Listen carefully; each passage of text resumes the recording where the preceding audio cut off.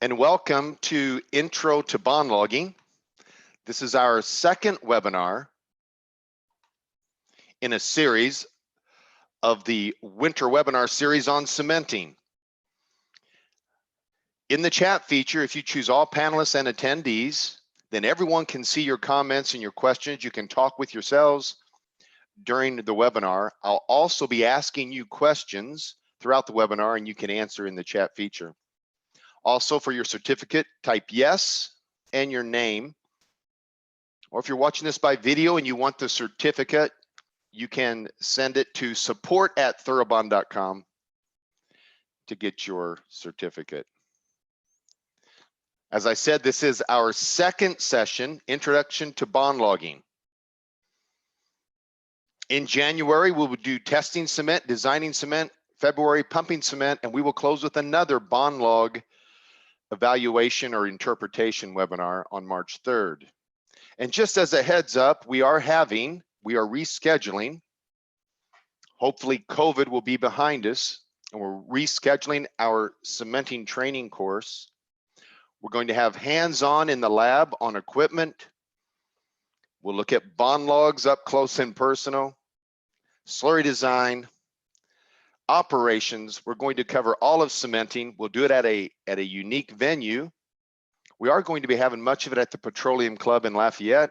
We're even going to have an awards dinner at the racetrack. So if you're in Lafayette or want to come to Lafayette, be looking for more on our cementing training course.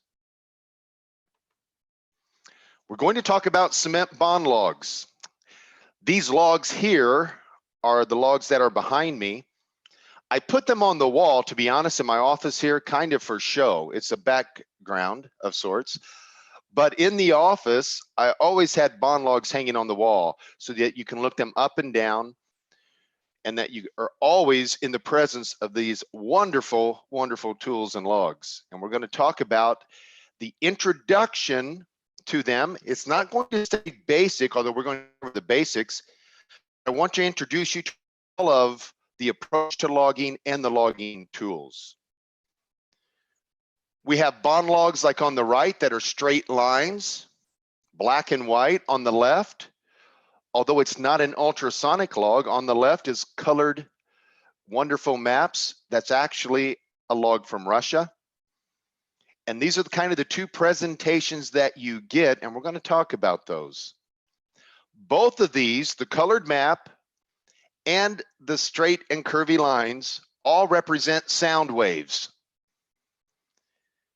Some are looking at tools for mechanical waves, but by and large, all of our logging tools are sound waves and different kinds of sound waves. The whole point of what we're looking at as we look at bond logs is sound. I often do this. We hear the ring. We not only hear the ring if you're up close, you hear the resonance, the vibration of the ring.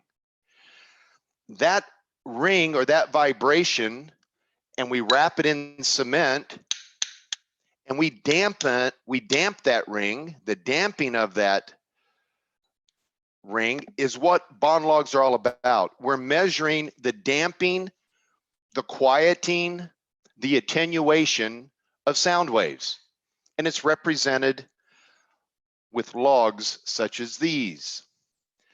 The first question, though, is why are we even running the bond logs? Why are we sending sound waves down the well to evaluate cement? And before you answer, and I want to pull up the chat feature, but before you answer that question, I know that it is to look behind the pipe. I know it is to evaluate the cement. I'm asking a different question. I know it's to determine what is behind the casing. In our first session, we talked about pumping cement down the casing around into the annulus, and we're sealing formations in that annular space. We're isolating formations between the casing and the formation. So when we run a bond log, we hope to see cement where we placed it. We want to know if we have zonal isolation, but we may also see formation or fluids or gas or mud solids or channels or gaps in the cement. So I know we run bond logs for that purpose, but why do we run bond logs? Someone's got to pay for them. Someone has to make a decision to run them. Why specifically or practically are we running bond logs? And again, you can use the chat feature. I'm going to have my nice cup of, I hate to say this is kind of against my religion, but this is tea tonight, not coffee. Too much coffee today, so I've got tea. It works just as well, I think. Why do we run cement bond logs in a practical way? Thank you, Mahmoud. To prove cement integrity, in part around the shoe. We want to see, but the cement is supporting the casing, right? But we're wanting to see if there's isolation between oil and water. We're talking about production intervals. It's very important for production intervals. Thank you. That's maybe the #1 reason we run a bond log for the oil company. The oil company's purpose is to see how production is. Else, why do we run bond logs? A lot of companies do not. To see if we have excellent bonding. Why do we want to know if we have excellent bonding? That's what I'm asking. Why do we run bond log? To know the compressive strength of the cement, we'll talk about that. We test that compressive strength in the lab. The bond log might suggest something to us. Why do we run the bond log? Those of you watching by video, this is your time, if you have the answers, to just sip some more coffee or tea as we have this conversation. Zonal isolation, but why? There we go. Thank you. Vikash Kumar, government specs. You have to run a bond log sometimes. The government requires it. Why do they require it? They require it to find top of cement, that you've lifted cement above a certain point, either inside previous casing or above a freshwater zone. Also, the government, when you abandon a well, regulations often will to prove that you have isolation in the well bore. You know what's interesting? We cover the water zone, we find top of cement. We're never required, to my knowledge, to prove across the water zone that the isolation is good, just that there's cement there. So, okay, some other good answers. Someone had mentioned between oil and water. One of the #1 reasons I look at bond logs. I look at 2 to 4 bond logs every week. Half of them I do commercially, half I just give an opinion on, but I'm looking at bond logs all the time, and these are the reasons I'm asked to look at bond logs. To understand a production, the #1 question I'm asked, why is my oil zone producing water? Could it be a poor cement job? That's especially true in an exploration well where we have discovered oil, and we're going to prove that only to find that we've discovered water.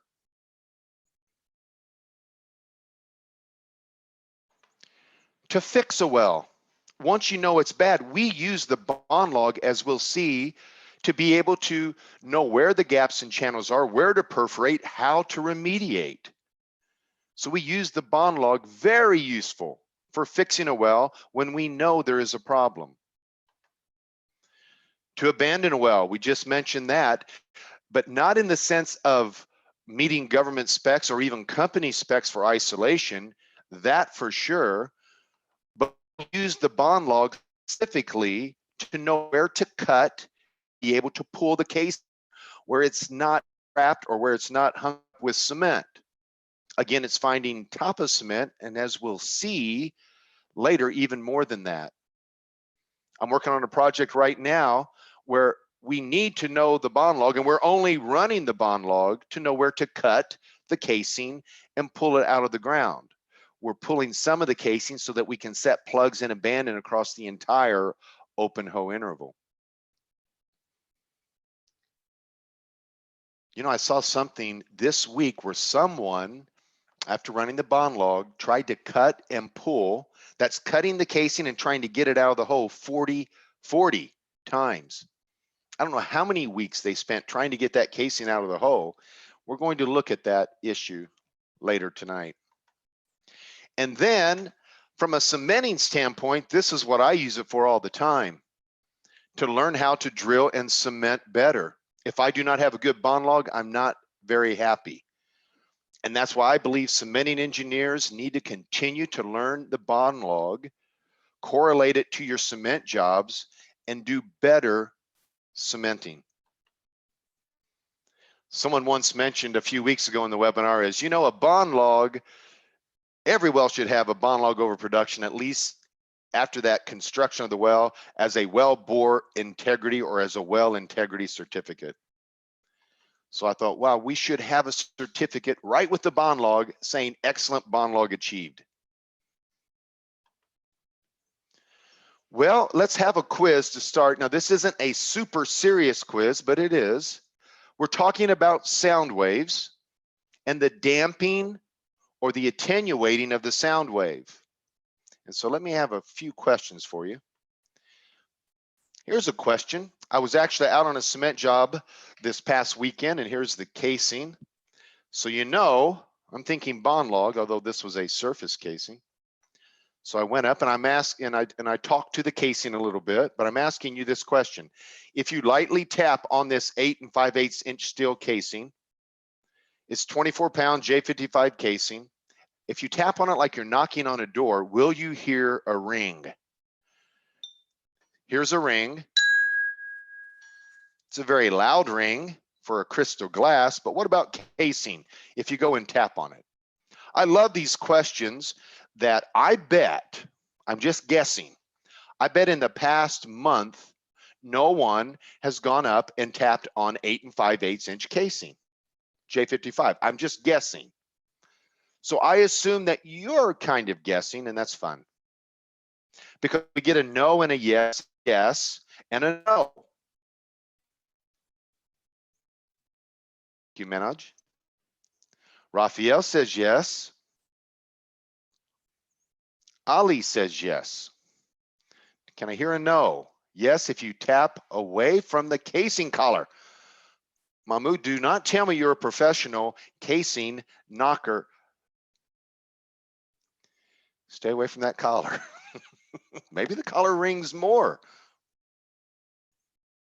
Stephen doesn't think it's audible, but definitely to the ear, but definitely a ring. Then how do you know it's ringing? That's good.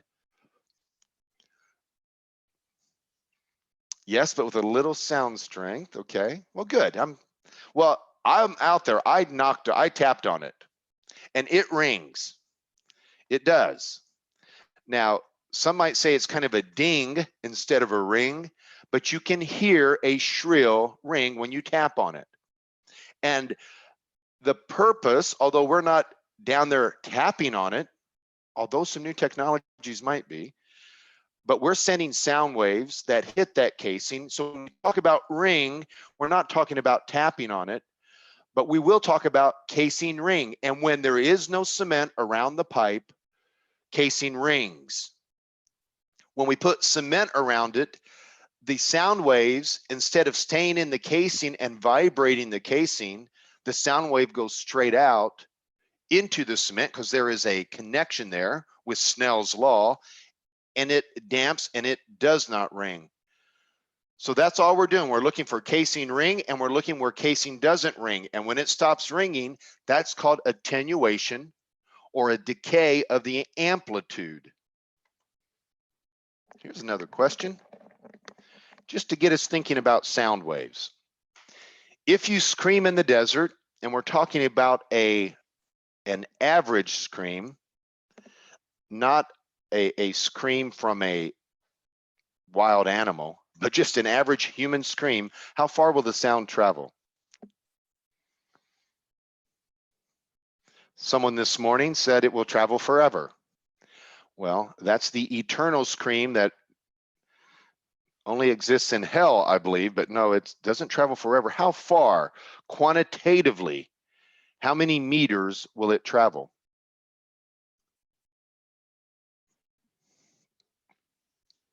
Let's get some agreement on this. We all know, okay.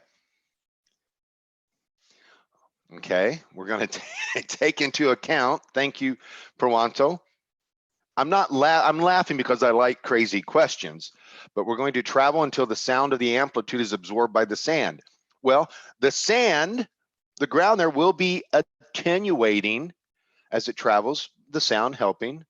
The air will be doing that as well. Mahmoud is going to bring the calculator out. Just how far in the desert will sound travel if you have an average scream, like you're screaming for help? Thank you, Manoj. That's, oh, you got the velocity, but you can't hear it. Okay.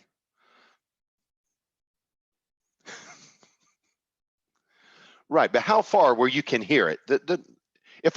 Hey, listen, if I scream for help in the desert, we will get to bond logs here shortly, but if I scream in the desert, how far away will you be where you can say, oh, someone's screaming, let me go help them? You know, tonight we have many engineers and scientists on. We're going to analyze this.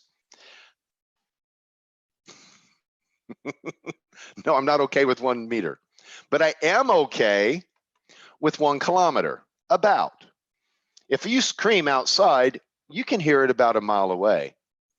Yeah, 1,200 meters, that's 3/4 of a mile. That's pretty good. Okay, physicists, scientists, here's another question. If you scream in this desert, how far will the sound travel? Part of bond log interpretation, as we'll see, is observation, as we often talk about. Instead of getting too excited about bond log interpretation, we grab a cup of coffee or tea and we observe and observe. And we observe those sound waves until we see things. In this desert, how far will it travel? And there's a clue here if you observe this picture. Yeah, Manoj, it's not going to make it that far. It's not going to make it to that dune. And Stephen can see that we're talking about a desert on Mars. Do you know how far, if you scream, sound will travel? It is related, the speed and the distance that is traveled by sound is related to the medium or the matter through which it's traveling. In a bond log, we're going to travel through liquid, steel, cement, the gaps or the defects in the cement, and formation. And it's going to travel through it and reflect, and all sorts of things are going to happen. On Mars, the atmosphere is so thin, and I don't know if you knew this, it's made up of almost all carbon dioxide. The pressure is so low, the air is so thin, it is the same as if you're on Earth at an altitude of 35,000 feet. And if you scream, it only travels 20 meters, about 50 or 60 feet. So you could be just a short distance away and you can't hear me. And if you go into space, you scream, you hear no sound. Can you imagine how silent, how quiet space is? These are the things I think of as I prepare for bond log webinars. One more question, or 2 more questions, and then we'll hurry through the bond logs.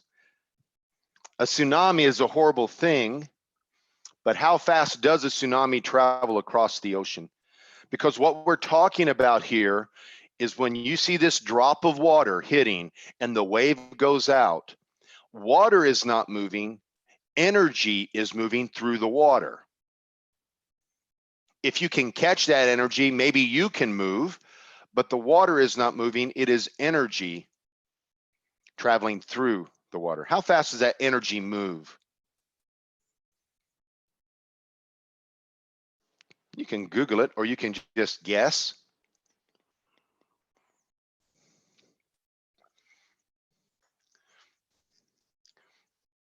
Yeah, Vahid's got it. It is related to the depth of the water, but across the ocean, it's traveling at about 500 miles per hour. As it nears the shore, the water depth lessens, it slows to 20 miles per hour, for example. These are seismic waves. They're different, they're large. They have long wavelengths, and we find out that wave velocity increases with wavelength.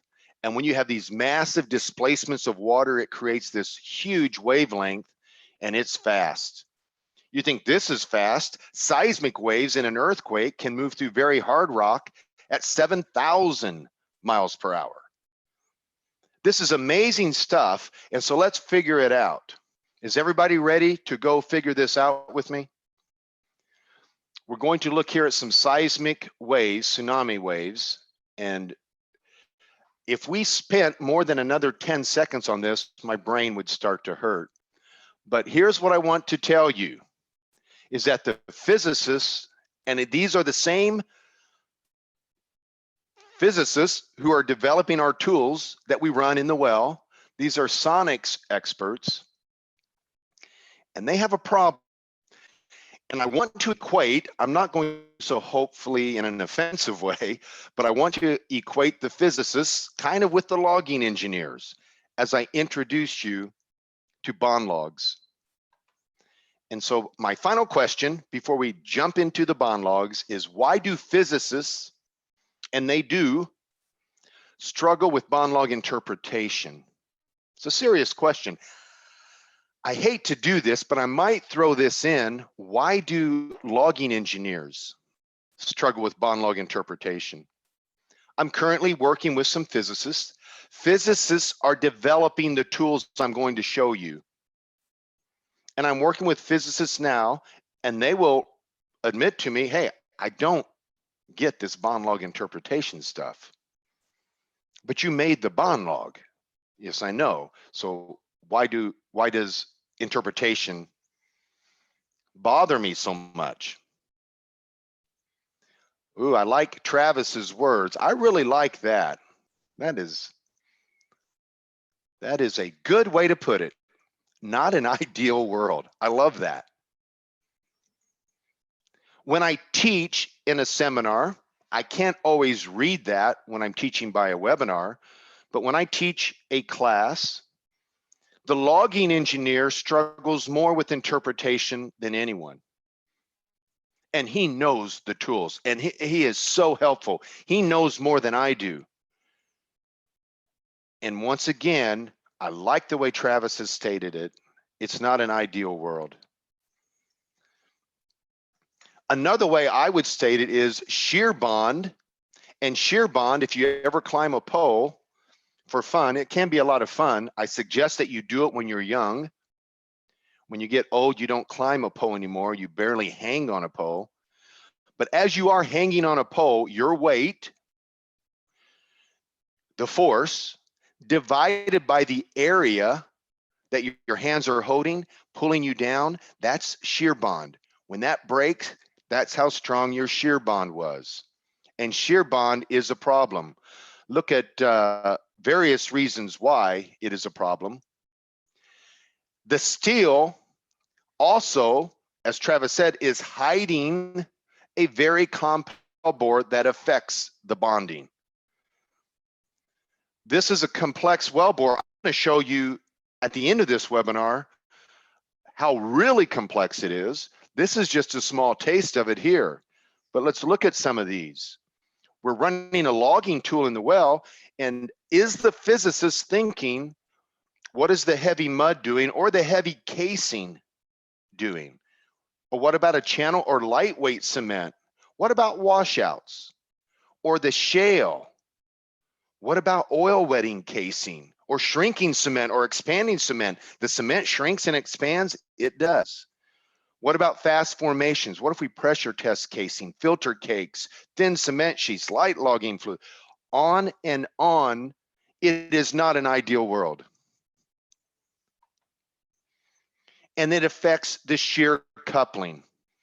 This paper, a really good paper, was written by a Mr. Wang at MIT. I didn't even know there was a Journal of Acoustical Society, an Acoustical Society of America. I didn't know that. Need to join that thing and learn something. But in the journal, he writes in a really good paper talking about the compensated bond log that all existing tools that we use suffer to some extent. And more work needs to be done about this shear bonding thing. And work is being done, and we'll even talk about a shear bond log.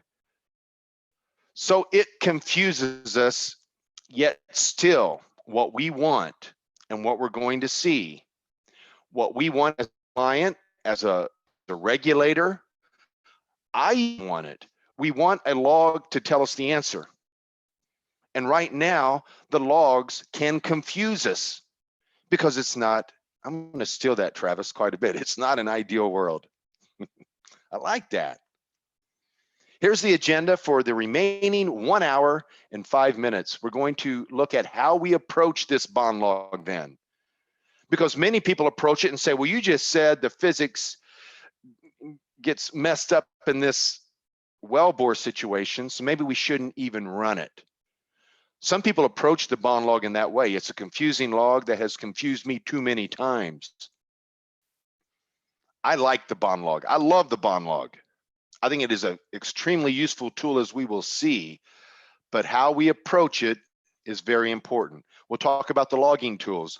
I was going to show 10. I'm going to back that off. We'll look at 7 types of logging tools, the basics of them, and we'll look at our interpretation method. And then we'll look at some practical applications of bond log interpretation. Such a useful tool. I've got a meeting tomorrow, and in that meeting, we're looking at the log, how to make it useful to save a lot of money on a program that we've got.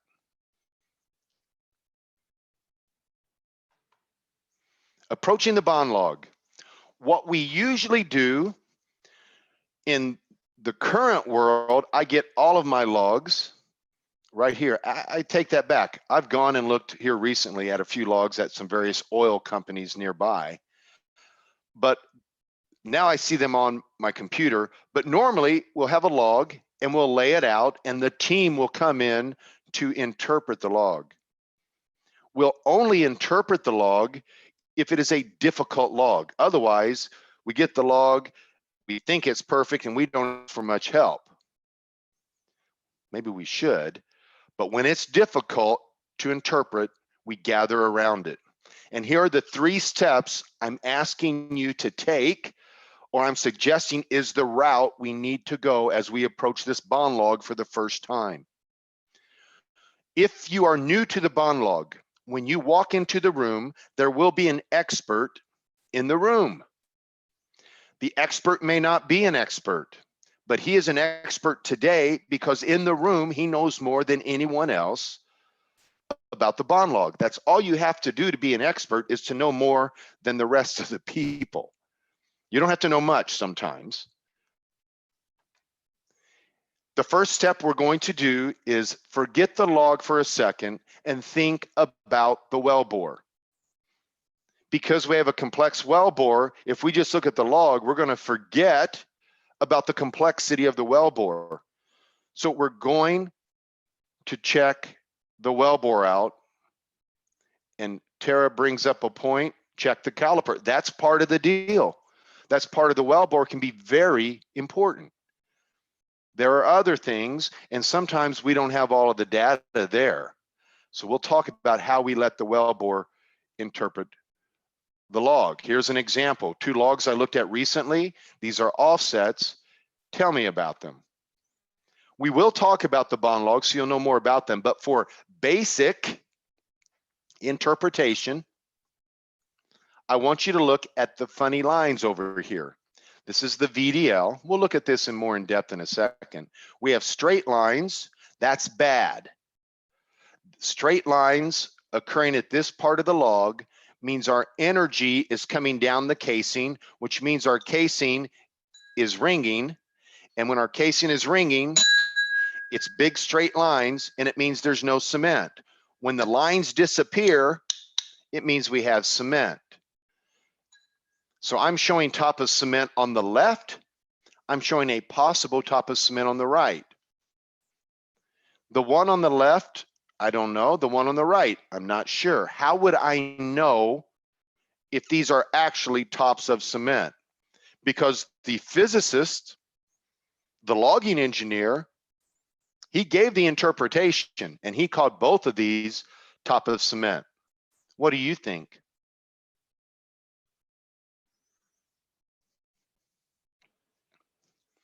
The one on the left, do you think that's top of cement? And if you say, I don't know, that's fine. How about the one on the right? Thank you, Mohammed. Thank you, Mohammed. That should be our first thought. And the more I interpret logs, I've been doing it for over 30 years, the more I interpret, the more I know that's true. Because these cement jobs can be so complex. I just interpreted a log, and here's what happened. We pumped the cement job down the casing, it goes up the annulus, but it went out at a very short distance. We had lost circulation. When we were finished, we decided to pump down the annulus. It went all the way down. We pumped another job down the annulus. We pumped another job. At the end of the well, we look at the bond log, and if you didn't know the cement job, you would wonder what in the world is going on, because there's cement all over the place in gaps. And now we know by looking at the cement job. The log on the left had complete losses. When we look at the cement job lift pressures, how much pressure it took to lift, it calculates that top of cement should have been right here, and it sure looks like it. This is not a normal bond log. This is not amplitude. This is actually attenuation, and it's showing zero attenuation, zero damping of the amplitude. We'll look at this log in a bit. It is a compensated log. On the right, guess what? We pumped a weak lead cement. We had full returns. And when we calculated the top of cement for tail, this should be the tail. And lo and behold, that's what we have. No cement in the first well, and a tail cement that went straight into the formation. On the right, we have a lead cement, and you see the transition from lead to tail, calculates perfect, lift pressures match. When I know the cement job, I know that's lead cement. Unfortunately, the logging company didn't look at the cement job. The well on the left, they said, hey, that must be cement, top cement there. On the right, that must be top of cement there, and it's not. Let the well bore interpret the log. I'll skip over this, but when I look at a log, ultrasonic on the right, bond log on the left, all of these points on the log, I'm thinking well bore. How does this relate to the well bore? Step 2, let the log interpret the log. I still am not taking the log and saying, tell me what we got. I'm taking the well bore and saying, what do we have compared to the log? And I'm saying, let's compare the log to itself. Here we have two sections of the same log. I compare these. The amplitude, we'll talk about amplitude in a bit, is right here. It's showing that there's no cement. When we construct the well, it should be cement, and if you look closely, you see a difference between this part of the log and that part of the log. We compare those two sections to make decisions. We'll see this a little bit later as well. And now we can let the log interpret the well bore. Unfortunately, we take letting the log interpret the well bore as the first step. Here's what I mean by letting the log interpret the well bore. On the right, the yellow is no cement. The black on the map is cement or solids. Next to it, we see a VDL. And I use this to see, is that really a channel? Is that really a channel? What do you think? Because this can show up in a complex well bore. Maybe it's just a thin cement sheath. Maybe there's no cement there at all, but that's formation. I don't know what's going on here until I construct the well bore. and then I compare sections. But when I construct the well bore, I find that this zone here matches. This happens to be a water flow. We hit a kick of water at this point when we drilled the well. And now when we run the log, we find where it has come in here and is channeling up the side. And if you think that's not a channel, I will suggest to you when you go on location, this well was flowing. It was flowing water. So this is a massive flow. But if we just look at the log, it now tells us exactly where that flow is occurring, where it's going, where it might be shut off or arrested. Now that we construct the well, we can come back and let the log interpret that well. That's the three-stage approach that we use. If we just say, log, tell me what you got, I believe you, you're going to get wells like this. We had 4 in a row. The amplitude shows free pipe for 7-inch casing. This is actually a 7-inch liner. The VDL doesn't look much better, but you can see things on the VDL. But if you approach the log and say, whatever it says we've got, you're going to misinterpret most of the challenging logs. This happened to be new casing that wooden log. We could not squeeze anything in this well. We had full returns and circulated cement off top of liner. This is fully cemented. And once we sandblasted the casing, removed the mill varnish, we started getting great bond logs. It is a complex world. If you trust the log on its own, you will misinterpret most of the challenging logs that you read. Here are the tools we're going to look at. We'll get through them here in the next 25 minutes or so. One at a time, we'll try to drop back to the basics. I'll show you kind of how the tool works and what the logs show. We have the CBL, the radial log, compensated log, Baker's SBT segmented bond tool, the ultrasonic log. There are at least 4 companies that have an ultrasonic log. Only Schlumberger has a flexural attenuation log that I'm aware of, and only Baker has a shear bond tool. So we'll look at those particular tools. Here's the CBL. The CBL transmits a sound that you can hear. When we talk about frequency, it's these waves, sound waves, how close the waves are together. The closer they're together, the higher the frequency. For our ears, the higher the sound. This operates at 20 kilohertz. It's a very high sound. I can't even hear 20 kilohertz. Young people can. And so it transmits that sound wave in all directions, and we listen for it at a receiver. The transducer is very much like the receiver. It's operated with electricity. Electricity creates mechanical sound. That sound comes in and compresses the transducer, which emits electricity back to the truck. And we get a sound wave based in electrical energy. We also have a receiver at 5 feet. We'll use both of those receivers. Again, the sound is going in all directions. I'm showing it going its fastest route, which is down the steel casing, because sound waves travel faster through dense materials like steel. So we make the sound, it goes down the casing, and if a lot of energy reaches the 3-foot receiver through the casing, based on Snell's law, which says if you have a steel and you have liquid, when it hits, all of the energy stays in the steel. And so if I get a lot of energy through the casing, we'll look at where to look for the casing. That means I have no cement. If I do have cement, then my sound travels through the steel, not down the steel. And so the energy down the casing is minimal. And then we know we do have cement, but what comes next? Big formation signals as the sound waves travel through the formation.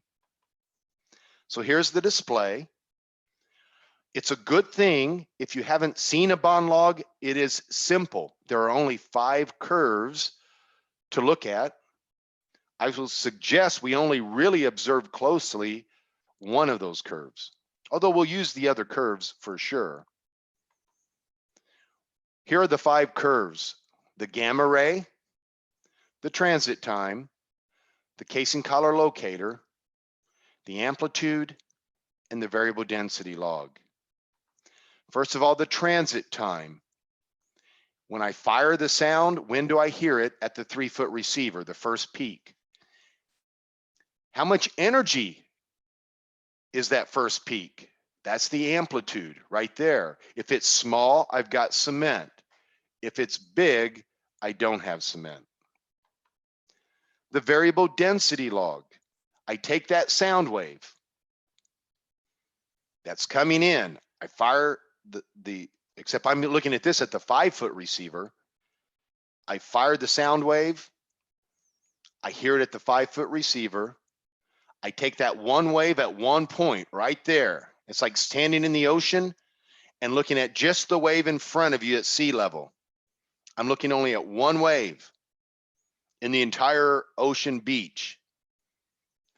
And I'm going to take that wave, the wave as it goes up, that's my amplitude.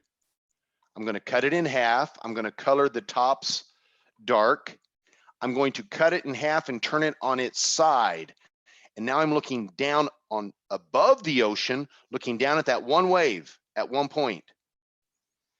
And now I'm going to look all up and down the beach or all up and down the well depth of all of the peaks. I'm going to connect those, and that's my VDL. It's a history of my waveform of time versus depth.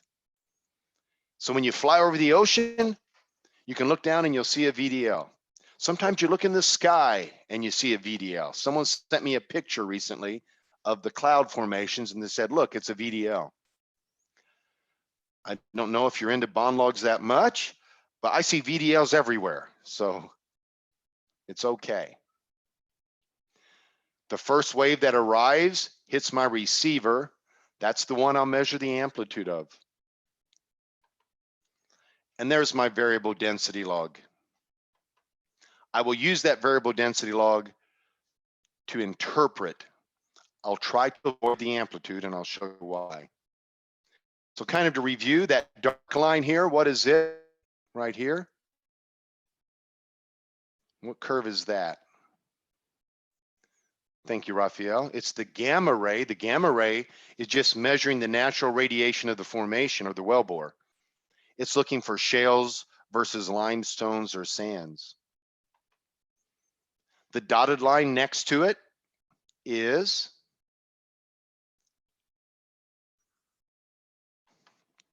the 3-foot transit time. It should be straight because this should be measuring the energy coming down the casing. And because we have the same fluid, the same distance, if it's centralized, the tool, the same steel, the same fluid, that path is always going to be the same time up and down the well.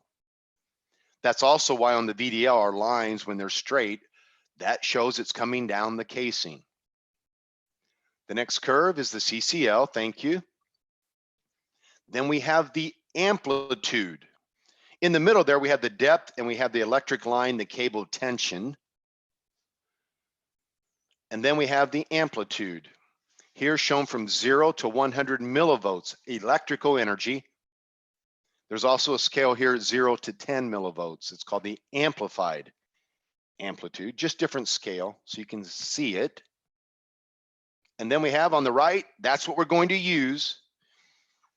That curve is called that history of the waveform, looking down over the top of the ocean.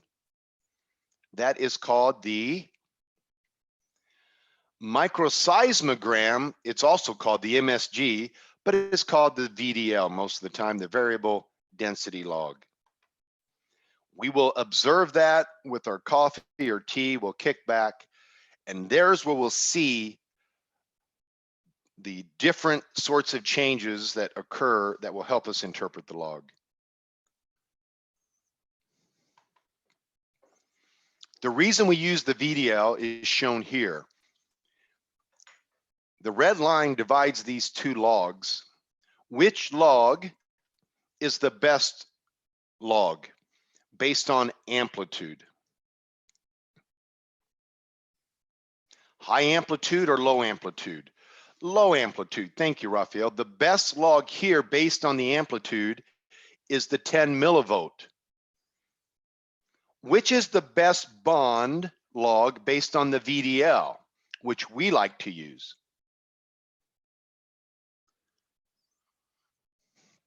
This is where it takes good observation skills. Some people have good observation skills.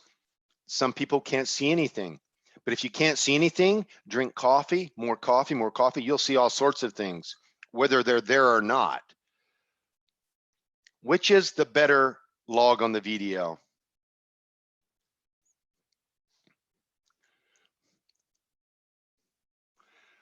They look the same, don't they? And that is because they are the same. There's no log, there's no difference in these logs. Matter of fact, the bottom log, I believe this could be the other process log. I got to double check my data here, but the bottom log was while we were logging down. It could have been while we were logging up as well. So I really need to check my facts here, but these are the same logs, but our process log is at the top. We turned a dial to get us down to 10 millivolts. The VDL has not changed, as you can see. And we can do that. One way, there's various ways to do it. One way to do it is just to put your cement strength or your cement impedance, get lower, and it will shift the amplitude curve. Maybe not so surprisingly, the client here needed 10 millivolts to get approval, and somehow we got 10 millivolts. But if you look at the VDL, it's not a great bond. So we can adjust the amplitude. That's one reason. As we interpret using the VDL, the area we look at is that first area where we might expect straight lines, energy from the casing. In this case, there are no straight lines. There are no lines at all. The cement job is so good. Then we have the area of formation. We want to see curvy formation signals, because formations as we go up and down the well are not homogeneous. We get different transit times. We get this formation pattern, which shows we are connected. And hopefully it is because we're connected with our cement. You can't see it here, but we also pick up fluid arrivals. These are logging fluid arrivals coming alongside the tool, show up last. The radial bond log is just a bond log, everything the same, except now we have 4 to 6, usually 8, can be as high as 16 receivers at the 2 or 3 foot level. And now each receiver is listening to one side of the casing. And so we get a max, min, and average of those amplitudes. And we get a pretty cement map where we can start to see the dark cement or the light poor amplitude or poor high amplitude or poor attenuation. Then we have the compensated cement bond log. This is a different tool. I don't know how many of you see or use the compensated log. And the question is, what factors determine the number 8 and 16? The 16 is a brand new high definition tool, but there are no factors. We have one tool that has 4. It's just how many transducers you put in the array. The more you have, the better definition you get. But normally it's I don't want to say it's random, but it's fairly random, my understanding. So what we're doing with the compensated log, by compensated, what do we mean? What do we mean by compensated? We're taking something into account, aren't we? A question we often get is, how do you calibrate tools? Each company does it differently. I know one company, they do function testing. Does the transmitter work? Does the receiver work? But they do their calibrating in the well, in a free pipe section. Others will calibrate in a test cell or in their calibration chamber, and they will look for, let's say, 100 millivolts in this chamber for a certain size casing. They'll calibrate it to 100 millivolts. And then out in the well, when you apply temperature and pressure, then it turns into 70 millivolts or 72 millivolts. So they do a calibration in a cell, but it's being run in a different environment. And so changes occur. Changes occur because of pressure and temperature, also borehole rugosity. And so we're going to make measurements downhole to compensate for those borehole effects. It's often called a borehole compensated cement bond log. So we send out the signal, but we pick it up at 2 receivers. We fire another signal, pick it up 2 more receivers, and we measure the attenuation formula given here as it goes from one receiver to the next. Maybe it's easier seen here. A long distance, just like shouting across that desert, as distance travels, the wave gets damped. The damping of the wave, the attenuation of the wave over a distance. And if we know the amplitudes at these receivers, and we know the distance, we can calculate attenuation under downhole conditions. Thank you, Travis. A good point. The fluids are different. Not just temperature and pressure, the entire fluid quality will change. Thank you, Travis. I appreciate. That's the second absolutely outstanding comment made. You'll have to assist me in my next webinar.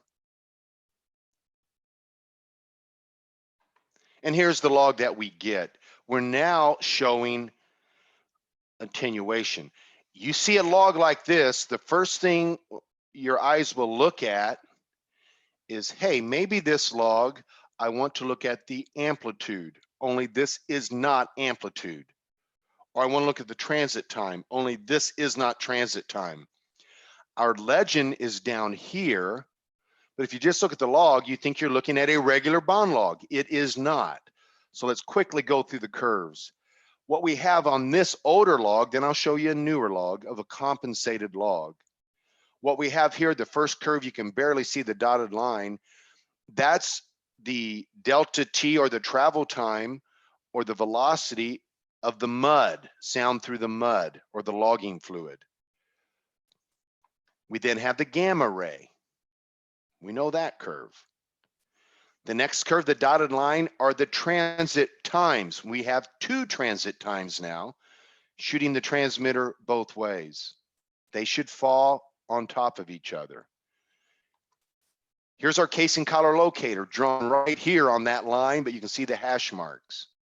So we get a CCL. We got our cable tension. And then what do we have here? This curve right here that runs up and down. The main curve on the log, where your eyes normally go to. Do you know what that is? For this log, you can kind of look at they call it the dBi. It's not amplitude. Exactly, it is the bond index. Okay, let's step back a second. This is what everybody wants. I even want it. I want you to run this bond log, and then I want you to give me the answer. And the answer often is through bond index. If you use this, you're going to misinterpret challenging logs. I assure you, you're going to miss almost every lead cement or lightweight cement. This is bond index. The next curve is the bond index level. This is where we draw what is good and bad. It happens to be 60% here from the right moving over. Those are 6 notches. Often we tighten that up to 80%. You can put it wherever you want. But everything to the left here is good cement, we call. And it's wonderful, because if I'm a regulator, I can look at that and say, great, I've got good cement. But that may not be the right answer. I still have to interpret the log. And when you get a compensated log and then we jump to interpretation in the actual log, it is a great effort. And I love that. But at the same time, if we're going to depend on the physics to interpret a log, we're going to get in trouble. The next curves are the attenuation curves that are measured. We happen to have a near attenuation and our discriminated attenuation, which we're measuring. We're measuring the amplitudes and calculating attenuation. That's the attenuation. And you will find this attenuation curve will match exactly the shape of the bond index curve. We take our best attenuation and we apply it a certain bond index to it, and we let the curve draw itself. And then fortunately, we get the VDL, and that's what we will use to interpret the log. The newer compensated cement bond logs, and I look at a lot of these, and the physics is so good in these. I love the log, but when you make a direct interpretation, it gets scary or it's very tricky. But on the newer tools, you will not see bond index necessarily. You'll see your attenuation, but now we're drawing an amplitude, but it's a synthetic amplitude. It was a created amplitude. It's like a bond index in that case, but we also get the VDL. Another compensated tool with great physics is the SBT, the segmented bond tool. It's a Baker tool. The first great thing is that the pads go up against the casing, and we have transmitters and receivers on this pad. And so now our sound wave doesn't travel through the fluid, it directly goes through the casing from transmitter to receivers. Pretty interesting. Here's the array. It's just like a compensated tool. We get the transmitter, we shoot a sound wave, one receiver, two receivers, the other transmitter, one receiver, two receivers, and we measure the attenuation both ways. It's a compensated tool, only now we're even avoiding the liquid. I might argue that Baker's tool here is the best setup from a physics standpoint. The downside is, once again, we're looking at amplitude, which calculates attenuation. And when we do that, we're quite dependent upon that bond and the complex wellbore. The answer to that is yes. Now we have a way with low fluid levels. I've never done it. I've never seen a log with it. I was talking to a professor at the University of Wyoming. They say they're running it like that all the time. It's a big advantage. That's a question that Sugang has asked. Can I log it when my fluid level is low? You need to get some Baker input on that. My understanding is yes, although I don't have a log where I've done that. But I understand that it's very helpful in many wells because of that. Very quickly, we're gonna have to move quickly. We got our gamma ray on the segmented bond log. We have our transit times. Once again, we're showing max and min here because we have 6 transit times. For each pad, we show the attenuation. That should be maximum and average attenuation. I think I got it wrong there, but that's our max and average of those 6 pads. And then our cement map based upon assigning, and there's a way that they do it, assign, and you can assign whatever number you want really, but we assign a color to an attenuation. And then thank goodness again, we got the VDL. Now we can look at formation and some other things. Then we have the ultrasonic logs. I know we have the USIT, we have the CAST, we have the ABI 43, Reed has that tool. They actually have a slim hole ultrasonic, and then Weatherford has their tool. What is the Weatherford tool called? My mind goes blank. The UCS, I believe. This is a rotating tool, the URS. Why did I say UCS? Thank you, Travis. I'm going to show the Weatherford log. I never get any Weatherford ultrasonic logs, but I've got one I'll show you at the end.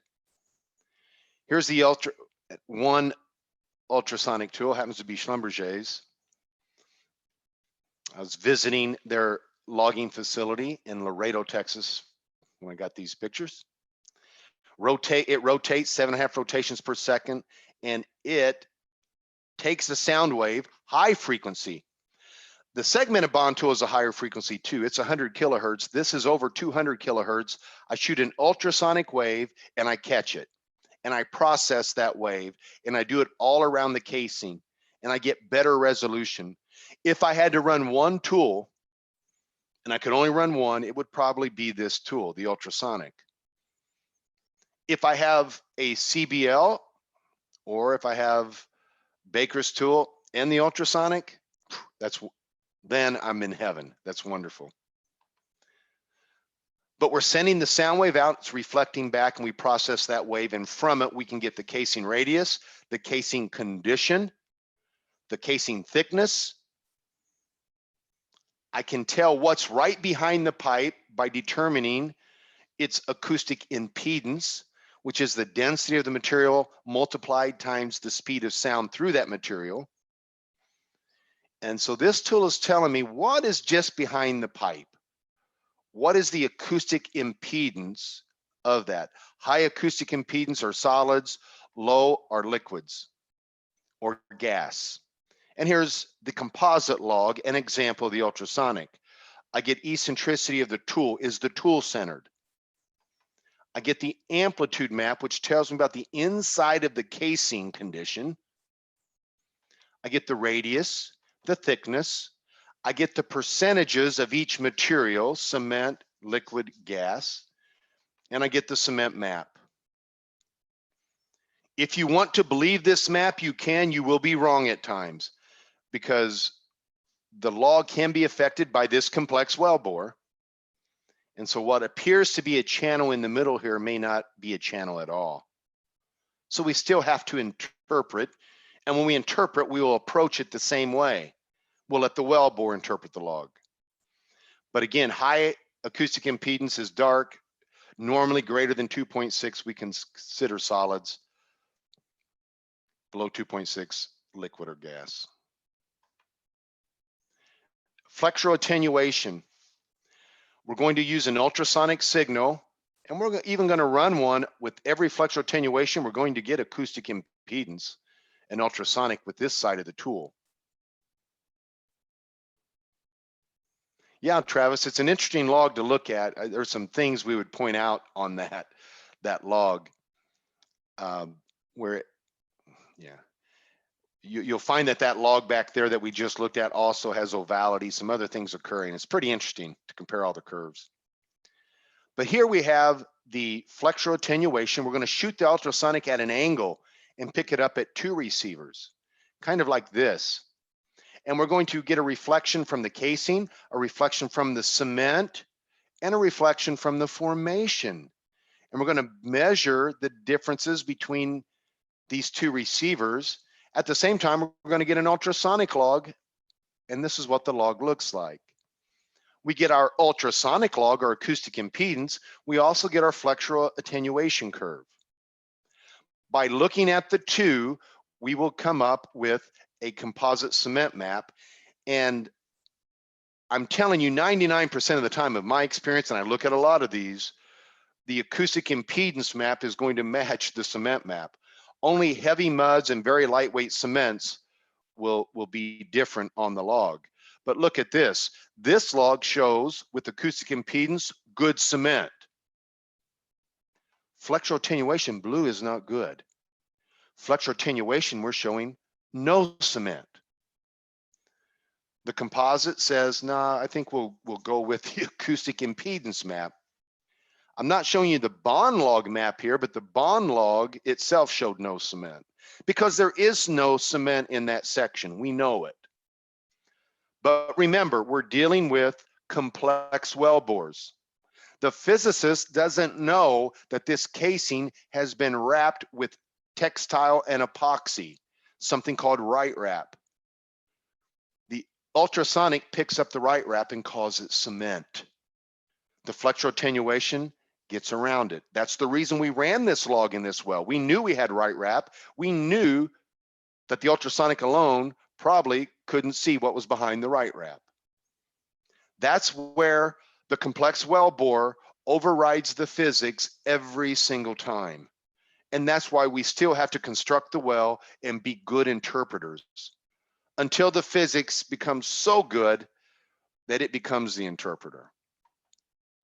We also see a third interface echo as we reflect off formations. At times, we can see that. And then I'll close here with the shear bond log as far as the tools go. And I won't say much about this. I'll just show you some logs. This is a Baker tool. I know a lot of companies who are starting to run this, and it answers the question we asked before. Can we get around this shear bond problem? If so, why don't we measure the shear waves going down? Because liquids cannot transmit shear waves. So we can really tell the difference between a microannulus and a liquid. That's the thought, and it's a great physics thought. Matter of fact, the guys who developed this tool know so much more about sound waves than I do, it's not funny. So I'm sure this is a great tool. All I do is look at the logs. Part of the physics now, we're looking at Lamb waves or shear waves on a steel plate. And the way they move and the particles, again, the way they propagate, I don't have much knowledge about this, but the tool is developed to pick up the shear attenuation. True or false? Question.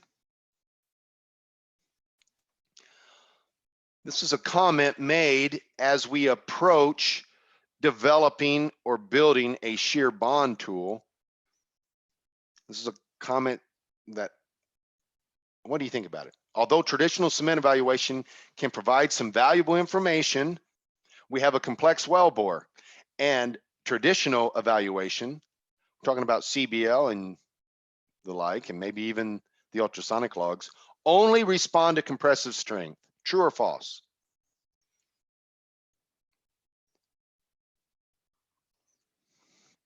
If you have compressive strength, you can see it. If you don't, you're not going to see it, right? I like Sue Gangs. We got some trues and falses. Again, it's kind of a trick question. I put it out there meaning to get some trues and falses. Those of you who say false, what else does traditional cement evaluation respond to besides compressive strength? What do they respond to besides compressive strength? And I'm not sure traditional, we're even talking about the ultrasonic, but what does the ultrasonic respond to? It's more than compressive strength. Not only, what else? It measures acoustic impedance or calculates acoustic impedance. So that's compressive strength, but also density. That's acoustic impedance it responds to. In other words, you can have a lot of compressive strength, but a lot of porosity in that compressive strength, and the acoustic impedance is low. What does the bond log also respond to? Not just compressive strength, but what else? It responds to how much of that compressive strength is touching the casing. It responds to how much grip the cement has on that casing. It responds to shear bond. It does. If you have no shear bond, you get a very bad conventional bond log. So I'm not sure this is true, but let's look at the logs. What we have with the log, we have the VDL, we get another component, and that's shear attenuation. And the colors here are going to say we have liquid, or we have a micro bonding, or we have good bonding. And here it's showing a lot of liquid. Let's look at some curves here. Here we're showing liquid across the sand, and we're showing good cement, not great cement, or we're showing some deep bonding across the shale. You're going to have to convince yourself that there is no cement here. And maybe it got washed out, I don't know. We can often see something laying on the bottom. Understand too, other logs may be packed with solids with no compressive strength, but it still attenuates sound. Here's the log I wanted to show you. I know this well. I know here we're moving from tail cement to lead cement. We know it's there from looking at other returns on this well, but look at the VDL. It's poorly bonded. There is no doubt. You see the difference between the lead and the tail on the VDL? But this log is showing, as I understand it and read it, is showing us that we have very little cement there, when in fact we do. And so whether we're measuring the liquid inside a microannulus, it's still a microbonded or microannulus. And so I don't see, I may be wrong, I don't see the shear bond tool giving me a whole lot at this point. I may be wrong. We also show it in this mode sometimes, and here's our good bond, magically ends at the casing collar and turns to liquid. I struggle with this, but it is poorly bonded. But finding out what is a microannulus is not. We usually find that out by running a pressure pass, inflating our casing to figure out shear bond.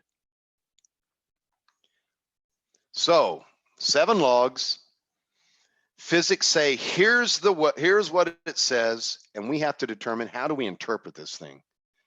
How do we interpret all of the sound wave processing that has just occurred? The first thing we do is what? What's the first thing we do? Many of you who have attended a webinar before should know this. The first thing we do is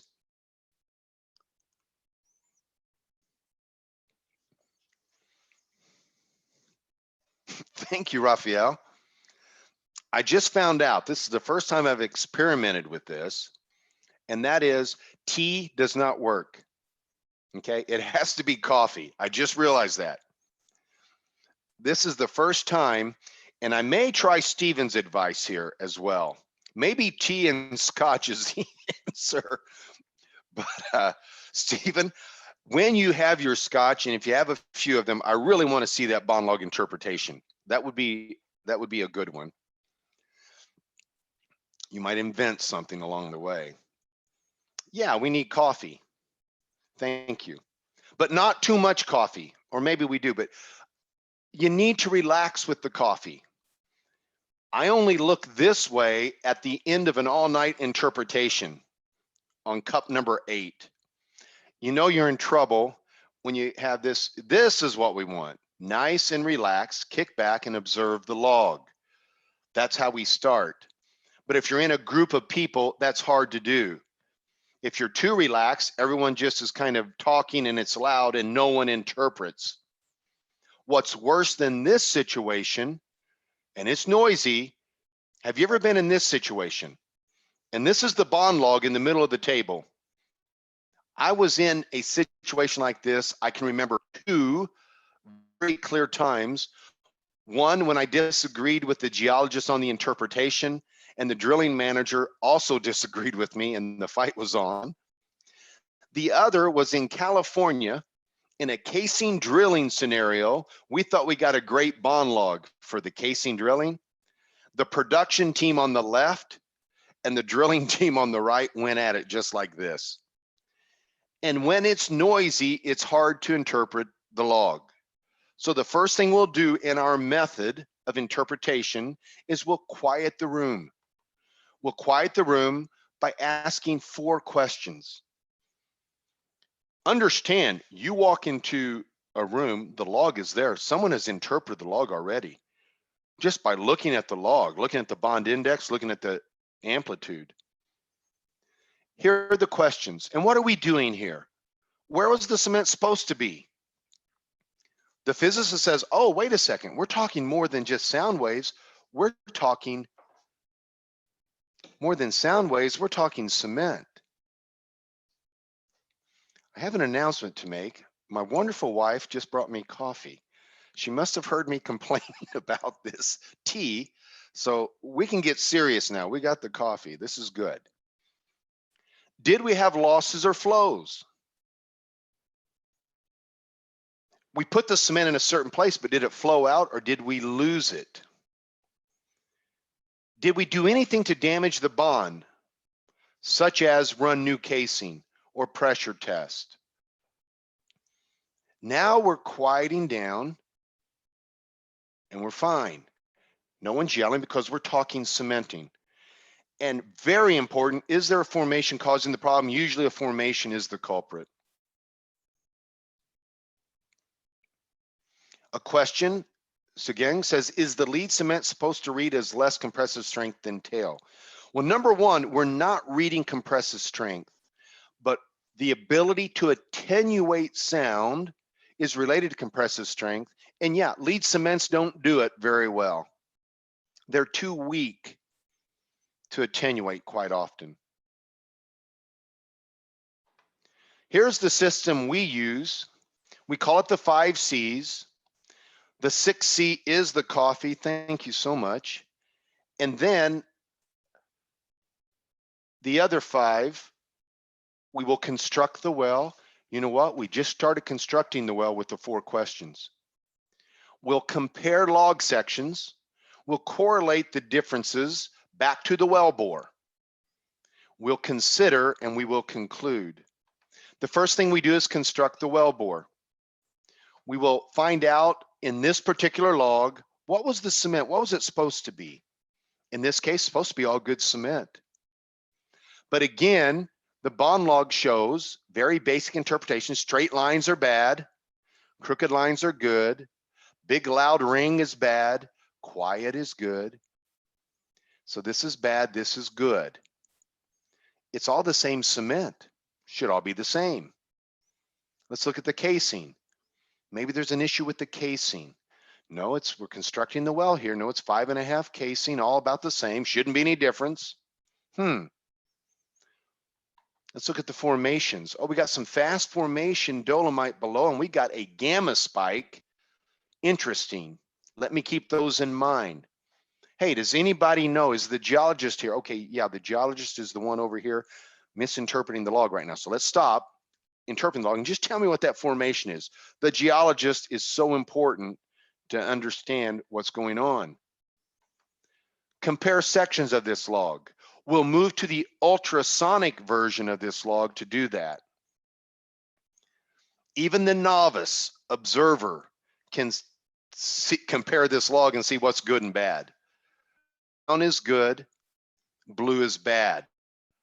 One is solid cement, the other is liquid. So good and bad, that's all I do. I go up along key points of the log and I do that. I then go step 3, I correlate where the change occurs. It occurs right there. Where is right there? Right at the gamma. Very quickly, with some sort of method, I now almost have the interpretation. What is going on with that gamma spike? It seems to be messing me up, or is it a formation anomaly? Let's look further, and we did. And now we find out that our drilling team wasn't so prepared for this well. I'm gonna back up real quick, go to step 4. I was ready to conclude. There are many things to consider. This is what gets the physicists in trouble. All of these effects. And this next slide to me is amazing, and it's not even complete. I ran out of room to show the complexity of the well bore and everything we have to consider. Now, don't get too scared when you see this, but one thing we have to consider is new casing. New casing, we put a joint in this string, often will not bond. Cement doesn't bond to the mill varnish, and it doesn't log well because the shear bond is so low. But look at this slide. This should scare you, but of this list, only 10 of these show up almost every time that you have to consider. But we do have to consider. Look at all the things we have to consider. I got to go through these. It's just the colors are too pretty not to. New casing or rusty casing. All of these considerations affect the log. Lightweight cements we just talked about. Failed floats, or when we pressure test set cement. What about when we swap logging fluids? Or we have an aerated logging fluid or a heavy logging fluid? How about a thin cement sheath or washouts? Lost circulation or shales coming in. Fast formations, casing and casing, settling of solids on collars, fallback of cement, the gel strength factors, centralizers. How about if the casing is oil wet or the cement shrinks or expands, surfactants in the cement? What if it's a corrosion resistant cement or a special cement? What if we have a casing coating like the right wrap? What if this well, as we turn it on and off, is thermally cycling? What about pressure and temperature if we don't have the compensated log? Mud filter cakes or soft formations that have no restraining forces. Maybe the cement is contaminated. What if we have formation fractures? We can see them. Hole rugosity, we can see that sometimes. What about cement residue on the inside of the casing, fluid influx, mud channels? It gets complex. And we don't have tools that compensate for all of this. So we have to consider. And then after we consider all of these, we conclude. And if I don't get to your question, we're going to go 10 more minutes. And Manoj, keep that question. It's kind of a long answer if we have a fault or an unconformity in the formation. But then we conclude and we go back to our well and we go to our conclusion. And what we find out, that gamma spike was a hot dolomite overpressured with CO2, 200 PSI, and we have a classic cross flow. As a matter of fact, we were able to perforate this well, do a suicide squeeze, and fix it. We conclude not by saying good or bad, that was way up when we compared. It's saying, why is it good or bad? And what do we do about it? That's a true interpretation. Quickly, over the last 10 minutes, we're going to talk about 5 practical applications. Number 1, we run this log to do better cementing. The well on the left here is the well we just looked at, classic cross flow. The next well, we ran a packer, an expandable packer, cemented it, and then set the packer. Got a beautiful job. Do you see any straight lines on that VDL? Look at that ultrasonic. Well, number 3, we did the same thing. We allowed the pressure to balance over a period of time. The next 15 wells we drilled, we cemented in this field. We cemented with a super CBL slurry, a shout out to Halliburton, and without a packer, and got excellent jobs. We would not have, without the bond log, we couldn't have fixed that well and we could not have cemented better. The bond log, extremely useful.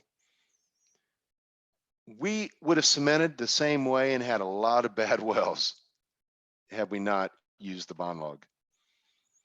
I think of that when we run centralizers. Here we have no centralizers in the string. We see the channel on the ultrasonic right here, low side. It's not getting cement. 1 per joint, the simulator should work, but I still see some low side issues. 2 per joint in this 45-degree angle, perfect. Pretty close to perfect. It shows us where we need some cementing centralizers. Confirming top of cement. And Sugang, no, that was not a swellable packer. It was an inflatable packer. Swell packers we can talk about in the question and answer session.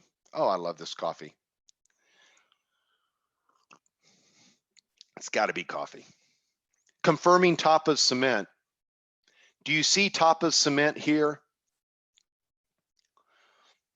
It looks like it, but once again, this is top of tail and lead cement. It was misinterpreted by the physicist. This is up higher in the well where the top of cement exists, way up the well. We know that because we constructed the well, we interpreted the well, and we also ran a temperature log to find top of cement. We can run a temperature log. Cement has an exothermic reaction and we can find that. Can you see top of cement? Observe the VDL. You won't see much on the amplitude, all showing free pipe, but do you see the VDL?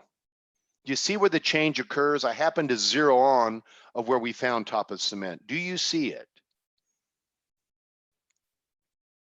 Do you see the change in the VDL? These are not easy. I'm not sure I would bet my life on this without the temperature log. Even if I have the pressure charts and I know the volumes, cements can still fall back. That concerns me. There are things I look for that indicate fallback. I don't see it here, but do you see it? Raphael sees it. Jose says, I haven't had enough coffee. Luis says, hey, it's a bad cement job. You're not going to convince me this is any good. Steven says about the fourth joint down, which is pretty close. I'm going to show you that it's higher than that, but that's only by the temperature log. By the bond log, I agree with what Steven has said. We're showing it about 2 down on the temperature log, but you see the difference. We're getting formation signature here. This is all casing and casing at this point, another factor. And then we start getting more flared collars and less action in the formation. Lo and behold, gray wire line went out and ran a temperature log 14 hours after the job. I'm glad they did. It shows where our top of cement really is. It is a bad cement job only if you're going by the bond log, because lead cements don't log very well, especially these lead cements run in this part of the USA.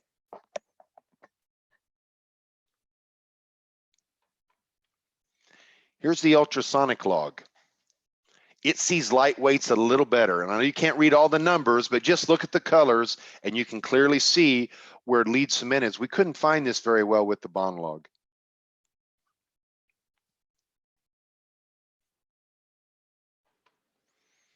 We use it to remediate gas leakage. I've shown this before. I'm right on top of this well. We're trying to figure it out. It started bubbling right as we nippled down BOPs. Here's the log. When you see this, it is classic. We're using the bond log to find the source and or the channels so that we can remediate it. Do you see the channels? The little rivers flowing through it. See those little river patterns? Classic.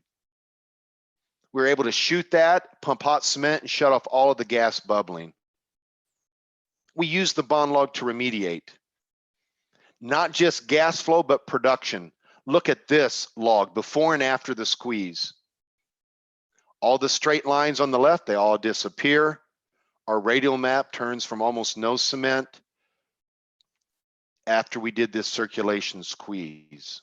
And we seal off this interval from our production, trying to shut off water from coming down into our production. Do you think we could have fixed this well without the bond log? When you hear people talk bad about the bond log saves us so many times. If we don't let it confuse us.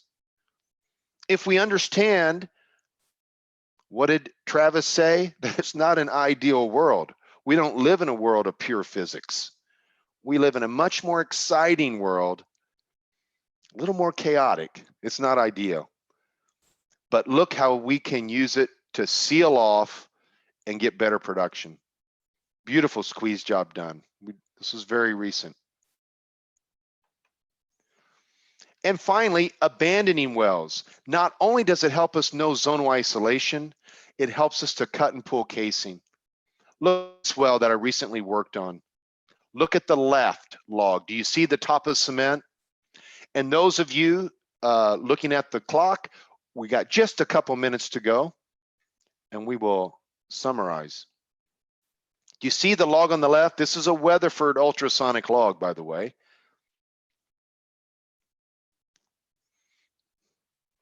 Now, it's not great cement, but you see the solids. We construct the well, and we know this is top of cement on the left. We'd like to cut above top of cement, and if we cut the casing, that casing is uncemented, we can pull it out of the hole. We can recover a slot offshore, perhaps, or we can take casing out and make a better seal for abandonment. Again, we would love to cut and pull and get on with our operations. And again, I was looking at a post this week, I think on LinkedIn, that talked about making 40 cuts trying to get casing out of the well. Do you see the top of cement on the left? Kind of on the left, the little log over here. Somebody say, yes, you're still online, Mr. Harris. Do you see that on the left?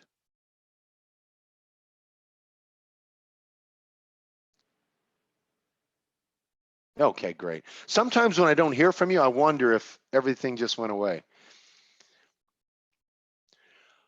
Well, we cut somewhere above here and we couldn't pull, so we're hung up. And so often when we're cutting and pulling, we want to look further up the hoe. What is hanging us up? Because this is quite shallow, but I see it often. We're getting solids on collars that are hanging us up. You can even see it on the amplitude of the bond log above some collars. See it right here? If we know that, I can cut this 40 times, and if I don't either do one of two things, if I don't get it loose up top, I'll never pull it. It doesn't matter how many times I cut down low. Or if it's something like this, I may just need to pull a little harder than I want to. I may have to put some over pull in it. And that's what we suggested and did here, and we pulled free. And I guarantee you, as we pull out, we'll see solids, sometimes bigger collars. We'll see things that the bond log can give us that will help us more efficiently abandon wells to cut and pull.